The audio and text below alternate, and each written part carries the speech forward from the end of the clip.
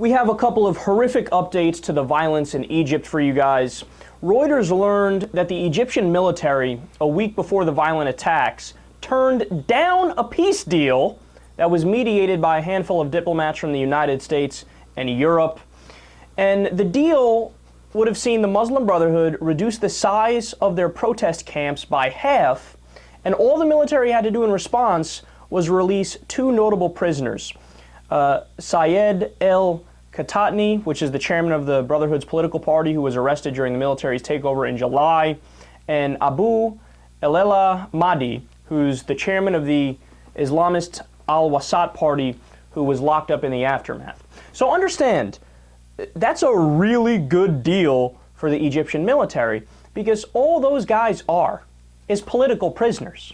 So when they took Morsi out of power, who of course is the head of the Muslim Brotherhood and was the president, these guys are leaders in the Muslim Brotherhood as well, so they just took them all as political prisoners because, of course, when they were in power, they had, drafted an overtly religious constitution and did a couple power grabs, and it was the second revolution that toppled Morsi and the Muslim Brotherhood. But whether or not you agree or disagree with their politics, which I clearly don't, that doesn't mean they should be in jail. That doesn't mean they should be political prisoners. The whole idea of a political prisoner is absurd. Now, if you want to go ahead and charge them because they committed a crime while they were in power, go right ahead. Charge them. But that's not what's going on here. And this is very similar to when the second revolution happened. What did they do? They went into some of the pro-Islamist TV studios and took them over and arrested the people who worked there. Now, again, I don't agree with the Muslim Brotherhood. In fact, that's the last group of people I would ever vote for. But nonetheless, that doesn't mean that they should be political prisoners and they should be arrested just because they don't agree with the people who did the revolution. Doesn't mean that they're violating the law. I mean, that's like, for example, in the United States, about a quarter of the country was not in favor of the revolution that got us out from under British rule. What, are we supposed to throw those people in jail? No, in any revolution, there's going to be some people. There are still people in Egypt who were in favor of Mubarak, the brutal dictator who like 90 or 95% of the population hated. There are still people who wish he was back in power. So look, you're never going to get 100% agreement across the board, and you can't just take prisoners when they disagree with you. Just to show you how bad the situation is getting in Egypt, Mohammed el-Baradei, who was the interim vice president, has stepped down. And this is as a direct result of the bloodshed. And he said he couldn't watch this happen because he'd feel responsible for it. The confirmed total number of deaths as of a few hours ago, 638. Yesterday when we came on air, it was 95 confirmed, a little over 100 unconfirmed. Now we have 638 confirmed. No, this is horrible. This is unacceptable.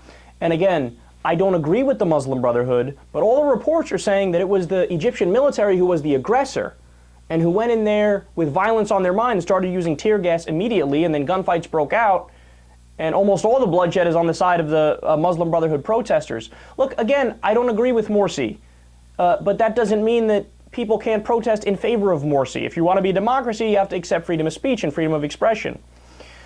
So Obama has come out and announced that the United States is going to cancel a biannual joint military exercise with Egypt that was going to take place in September. He said, quote, "The United States strongly condemns the steps that have been taken by Egypt's interim government and security forces. We deplore violence against civilians."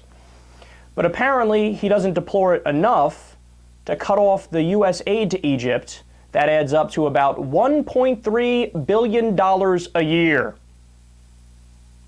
Now, it'd be one thing, I mean, I still wouldn't agree with it, but it would be one thing if that $1.3 billion had defined humanitarian purposes and a specific place to go to. But it doesn't. You know where it goes? Directly to the Egyptian military. The people that just carried out this atrocity, right? And I understand it's not only the U.S. that gives foreign aid to Egypt. There's other countries that do it as well, and they generate a lot of their own revenue. So it's a complicated issue. But why should the American taxpayers feel somewhat responsible for their money funding a military that's basically killing people they disagree with? I mean, that's unacceptable, man. Look, if you want to have a conversation about whether or not we should do foreign aid when there's a legitimate government there, right? That's a fine conversation and debate to have. Again, I wouldn't agree with it, but nonetheless, you could take the position we should give them foreign aid for reasons X, Y, and Z.